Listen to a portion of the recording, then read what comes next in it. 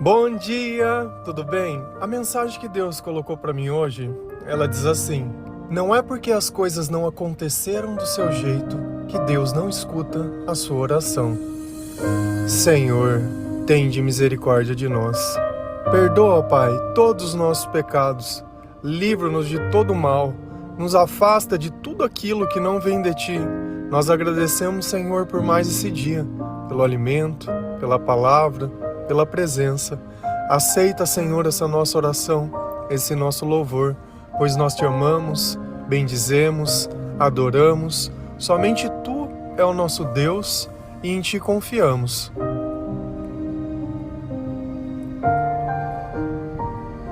Por mais que você dobre os teus joelhos, por mais que você peça, por mais que você clame, por mais que você jure para Deus tudo aquilo, simplesmente vai existir momentos em que a resposta de Deus vai ser o contrário das coisas que nós gostaríamos que acontecessem. Sem perceber, quando nós oramos pedindo alguma coisa, nós acabamos idolatrando aquilo que nós pedimos. Nós já falamos sobre o que nós gostaríamos de ter e o que é importante para a nossa vida. Se Deus está dentro do nosso coração, todo o resto, ele é secular. O problema é quando eu começo a achar que existem coisas que eu não consigo viver sem. Deus, ele jamais daria algo que poderia me destruir. Ele jamais deixaria que a glória dele fosse dividida com algo que não fosse ele.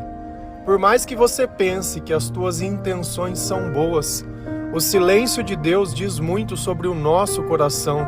As nossas palavras falam demais sobre as nossas crenças.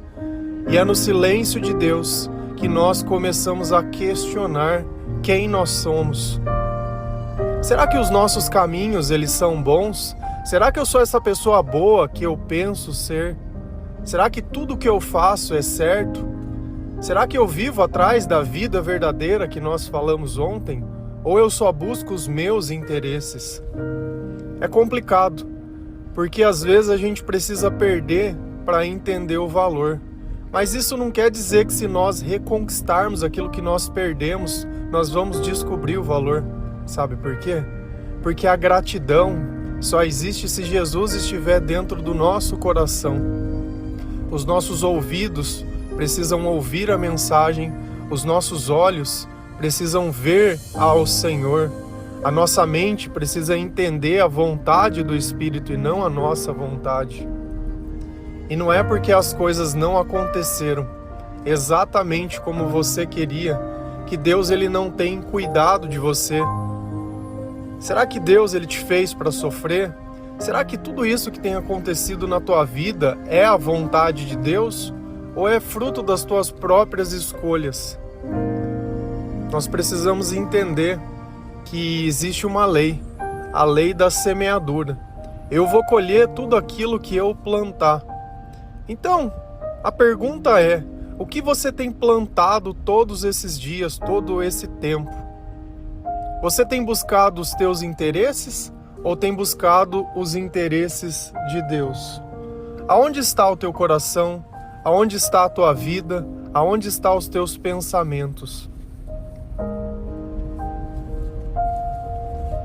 É complicado, eu sei. Porque dentro de nós existe uma batalha espiritual. E nós sempre acreditamos que se as coisas acontecerem como nós imaginamos, tudo vai ficar bem, esquecendo uma única coisa, que para ficar bem é preciso ter Jesus e não as outras coisas. Se a gente vai lá em Provérbios 14, versículo 14, 22 e 30, a palavra do Senhor ela diz assim: os infiéis receberão a retribuição de sua conduta, mas o homem bom será recompensado. Não é certo que se perdem os que só pensam no mal? Mas os que planejam o bem encontrarão amor e fidelidade. O coração em paz dá vida ao corpo, mas a inveja apodrece os ossos. Deus ele está dizendo algumas coisas sobre a lei da semeadura. E nós precisamos nos posicionar entre fiéis e infiéis. Qual é a diferença do fiel e do infiel? Uns têm fé, o outro pode dizer que tem fé. Só que a fé do fiel é acompanhada de atitudes. A conduta do fiel é diferente da conduta do infiel. Apesar de ambos falarem as mesmas coisas, que creem no Senhor, que acreditam em Deus, que são boas pessoas, um age de acordo com aquilo que Deus ensina, o outro age baseado nos seus próprios interesses. Os infiéis receberão a retribuição de sua conduta.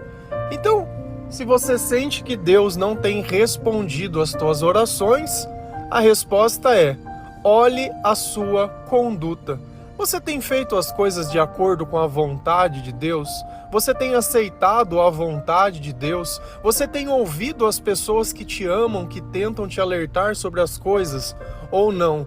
Você simplesmente fica surda ou fica cego porque as pessoas não dizem o que você quer ouvir. E você vai procurar alguém que pregue aquilo que você quer ouvir. Você sabe qual é a pior coisa? É que quando a gente descobre que o amor humano, ele é um pouco diferente. Um pouco. Sabe por quê? Porque o amor, ele não tem razão. Às vezes a gente se sente melhor que os outros porque tem uma condição financeira melhor. Então, por eu morar numa casa melhor, ou ter uma família melhor, ou ter nascido numa família que eu tenho uma oportunidade melhor, eu olho outras pessoas que às vezes não tiveram a mesma oportunidade ou que Deus ainda não manifestou o poder na vida dessas pessoas, porque você não está condenado a viver assim. Tudo é uma questão de fé e de acreditar e de trabalhar e de ser honesto, entendeu? E de fazer as coisas direito. Nada acontece do dia para a noite. Nós precisamos batalhar e perseverar. Só que o amor humano, ele acaba nos demonstrando que não existe razão. Da mesma forma que você pode gostar de alguém sem ter nada, você pode gostar de alguém pelas razões erradas, por ela ter tudo.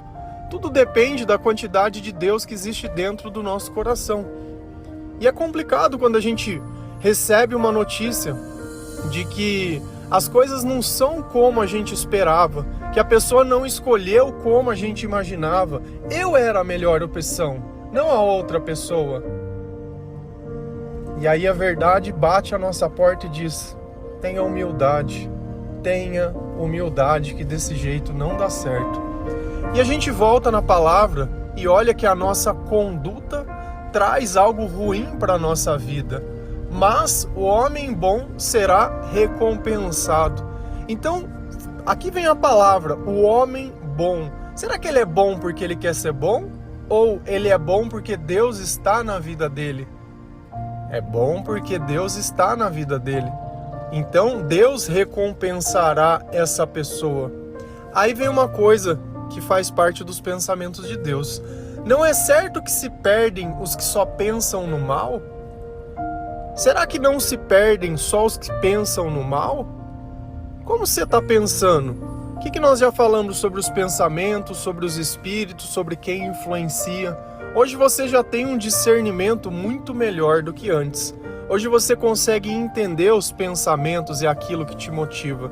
Se você pensa em fazer mal para alguém, porque na tua cabeça alguém te fez mal, alguém te rejeitou, alguém te traiu, alguém te enganou, então você vai retribuir com maldade.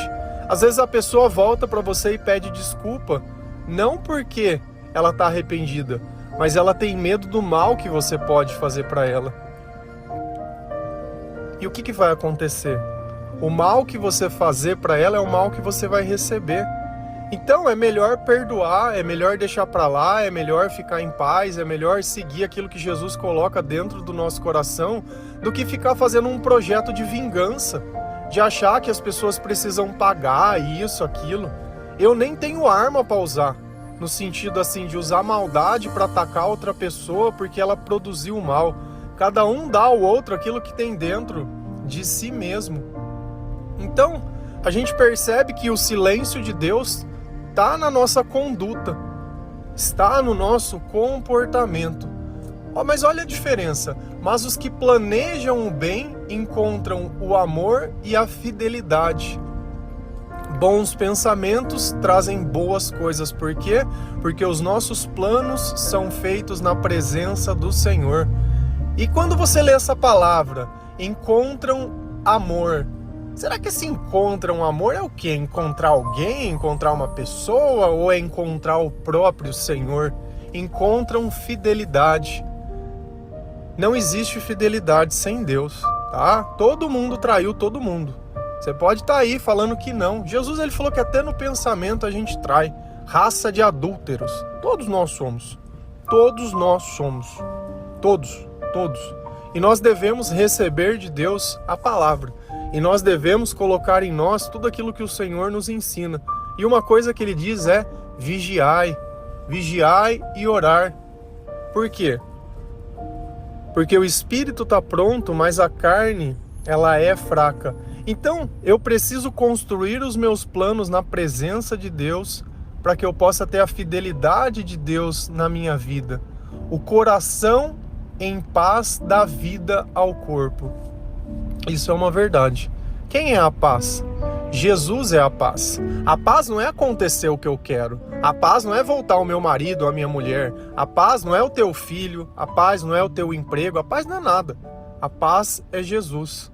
Porque todas essas coisas passam. Eu sei que você tem as tuas necessidades, Deus sabe disso. Quando Deus te fez, Deus sabe das tuas necessidades. Só que o que te afasta de Deus é a tua conduta. Pensa sempre errado, planeja sempre errado, quer sempre ser o esperto, quer largar o prejuízo sempre com os outros, e é só isso, só vive desse jeito. E isso daí não vai acabar bem. Então, o que a gente aprende? Que o coração em paz dá vida ao corpo. Quando eu não acreditava em Deus, quando eu não acreditava em nada, eu já comentei isso, mas não custa reforçar, eu tenho 1,90 m, eu pesava 68 quilos, era só a capa da gaita. Mas não tinha nada, é a capa do revólver. Magrinho. Hoje eu peso 87 quilos. Olha a diferença. E não porque eu como, porque eu engordei, não, porque eu comecei a cuidar de mim. Coisa que antes eu não fazia. Você escolhe melhor o que comer, a relação que você tem com os alimentos, aquilo que vai te fazer bem. Não usa a comida para descontar a ansiedade, não usa a comida como refúgio, não usa nada. Tem uma relação sadia com as coisas. É melhor você comer e sair com um pouquinho de fome em cada refeição do que você comer e ficar passando mal depois. Porque a fome, daqui um pouco ela passa, mas aquela sensação de empanzinado e de cheio, e você só vai cada vez aumentando o problema. Eu começo a gravar o devocional todo dia do lado de um lugar que eles chamam aqui de rodobanha. Então o pessoal costuma caminhar ali. E eu vejo sempre diversas pessoas que elas estão ali acima do peso, fazendo um sacrifício logo de manhã, para tentar perder aquilo que elas comeram em excesso. Será que não era melhor não ter comido em excesso? Será que não é melhor a gente deixar de fazer antes do que ficar tentando tratar as consequências depois? Então essa paz, ela permite que nós temos uma relação mais sadia com as coisas. E no final vem uma coisa que é verdade, que a inveja apodrece os ossos. Você quer ficar doente? Você quer continuar vivendo uma vida miserável? Continua olhando a vida dos outros e desejando o que os outros têm. Não se satisfazendo com as coisas que são suas, ou com a forma que as coisas acontecem na sua vida. Tudo é bom à sua maneira quando nós olhamos aquilo que tem ficado de insubstituível na nossa vida. Tem coisas que não acontecem perfeitamente, mas elas sempre deixam alguma coisa dentro de nós. E isso é o que importa. Então eu não preciso olhar a vida dos outros, eu não preciso sentir inveja, eu não preciso querer ter nada, eu tenho paciência e eu confio em Deus, e isso é o que importa. Só que, vamos pensar, e se você quisesse que o Senhor pudesse ouvir a tua oração? Será que é possível? Depende. Se a tua oração parar de ficar pedindo que outra pessoa mude, que outra pessoa faça, que, sei lá, só pede coisa dessa vida e para você e para os seus próprios interesses, você vai começar a ouvir. Por que você não ora pedindo para Deus te converter? Por que você não ora pedindo para que Deus tome o primeiro lugar da tua vida? Por que você não ora para que Deus ajude a converter outras pessoas? Sabe, essa é a oração. Mas para que tudo isso seja verdade, nós temos que nos humilhar diante de Deus e nos arrepender. Se a gente vai lá em 2 Crônicas 7, versículo 14 e 15, a palavra ela diz assim: se o meu povo, que se chama pelo meu nome, se humilhar e orar, buscar a minha face e se afastar dos seus maus caminhos, dos céus o ouvirei, perdoarei os seus pecados e curarei a sua terra. De hoje em diante os meus olhos estarão abertos e os meus ouvidos atentos às orações feitas neste lugar. Olha como Deus, Ele quer receber a tua oração. E o que tem afastado de novo a tua oração do Senhor? É justamente a conduta. Se você se afastar dos seus maus caminhos, Deus está querendo ver que você quer renunciar ao pecado. Deus está querendo ver que você não vai mais fazer fofoca, que você não vai mais mentir, que você não vai mais enganar, que você não vai mais perseguir, que você não vai mais julgar, mais acusar. É isso que Deus está querendo ver de você, uma transformação, um ato que mostre que você tem arrependimento, buscar a minha face, buscar os caminhos do Senhor, se humilhar. Se humilhar, sabe o que é?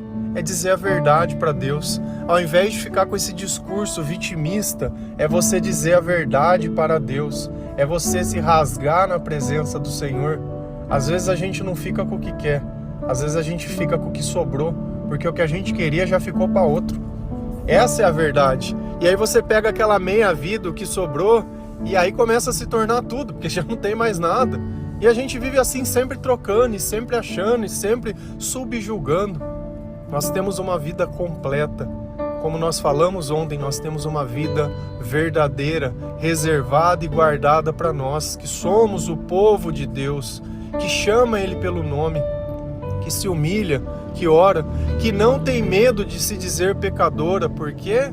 Porque o Senhor, Ele pode perdoar os nossos pecados, que não temos medo de mostrar as nossas doenças para Ele, doenças emocionais, doenças na nossa alma. O Senhor, Ele vai curar também essas doenças. E olha que gostoso, de hoje em diante, os meus olhos estarão abertos e os meus ouvidos atentos à sua oração. Então, para que Deus Ele comece a ouvir a nossa oração, que nós tenhamos uma relação melhor com Deus, nós devemos parar de orar baseado nos nossos próprios interesses. Primeiro a gente se humilha enquanto ora, aí nós buscamos a face de Deus, a opinião de Deus, a palavra de Deus. Aí nós nos afastamos dos nossos maus caminhos, porque senão nós vamos continuar recebendo a retribuição da nossa conduta, enquanto os outros são recompensados pelo seu bom comportamento, porque Jesus está dentro dele. Você está aí, minguando, esperando que outra pessoa te aceite, esperando a notícia disso, esperando a notícia daquilo, e nada. Ainda que isso venha, não vai mudar nada, porque nós somos, sem Deus, somos o problema em pessoa. Nós somos insuportáveis. Então nós precisamos muito mais de Deus do que Deus precisa de nós. Então, se nós queremos viver o melhor dessa vida, nós temos que aprender a fazer exatamente o que o Senhor ensina. Nos humilhar, orar. E não é se humilhar, ficar de joelho para que a outra pessoa volte. Não, tenha valor, tenha compostura, pelo amor de Deus. Você acha que Deus te fez para isso? A pessoa não tá nem aí para nada e você tá aí. Para. Nossa, chega que tem coisas que eu falo e tem situações que acontecem que dá vergonha. Porque a gente olha o carinho e o cuidado que Deus teve pela nossa vida, o amor que Ele derrama e o poder que o Espírito nos dá, e nós vivemos como se nós dependêssemos disso, de pessoas e não de Deus. Então nós sabemos que de hoje em diante, se eu me afastar dos meus maus caminhos, se eu buscar no Senhor, se eu entender que Deus é o amor, se eu planejar o bem e não o mal, se eu tiver paz e não tiver inveja das pessoas, se eu aceitar aquilo que é meu e aquilo que eu tenho e a vontade de Deus, eu sei que eu vou começar a falar com Deus e Deus ele vai começar a falar comigo. Isso é o importante, nós termos uma relação com Deus. Então olha para você ver como foi importante que as coisas tivessem saído tudo errado, para que você começasse a questionar as coisas e buscar o conhecimento. E graças a isso, pôde acontecer uma transformação na sua vida. Algo que você nem imaginava. Porque quando nós não conhecemos ao Senhor e a palavra, nós somos arrogantes. Nós achamos que somos melhores que as outras pessoas porque a gente fica comparando o pecado de um com o do outro. E nós imaginamos que um seja melhor ou que seja pior, sem se colocar no lugar daquelas pessoas. Quando Jesus ele vem na nossa vida, a primeira coisa que ele faz é nos colocar no nosso lugar e ensinar a ter empatia pelas outras pessoas, porque é perdoando que se é perdoado. Deus ensina também que os últimos, eles serão os primeiros. Então, não adianta a gente olhar nada dos outros e nem nada. Pouco importa se é A, B, C ou D, o importante é a relação que nós temos com Deus, o importante é o bem que nós podemos fazer às outras pessoas. Não apenas da nossa casa, mas a todas as pessoas.